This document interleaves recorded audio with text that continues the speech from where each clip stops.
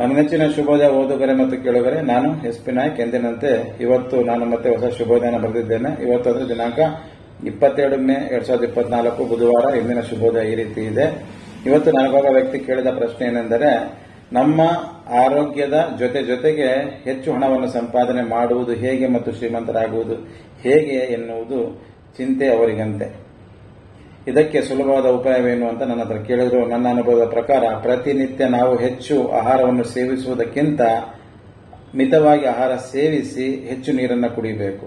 ಹಾಗೆಯೇ ಹೆಚ್ಚು ಸಮಯ ಕುಳಿತು ಆರೋಗ್ಯ ಕೆಡಿಸಿಕೊಳ್ಳುವುದಕ್ಕಿಂತ ನಾವು ಕೆಲಸ ಮಾಡುವ ಸ್ಥಳದಲ್ಲಾಗಲಿ, ನಾವು ಎಲ್ಲಿದ್ದೀವಿ ಆ ಸ್ಥಳದಲ್ಲಿ ಆದಷ್ಟು ಕಾಲ್ನಡಿಗೆಯಲ್ಲಿ ನಡೆಯಬೇಕು.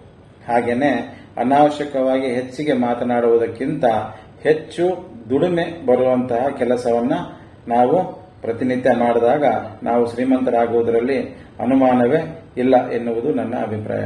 ನಿಮ್ಮ ಅನಿಸಿಕೆ ಅಭಿಪ್ರಾಯಗಳನ್ನು ಕಮೆಂಟ್ಸ್ ಬಾಕ್ಸ್ ಅಲ್ಲಿ ಹಂಚಿಕೊಳ್ಳಿ. ಧನ್ಯವಾದಗಳು.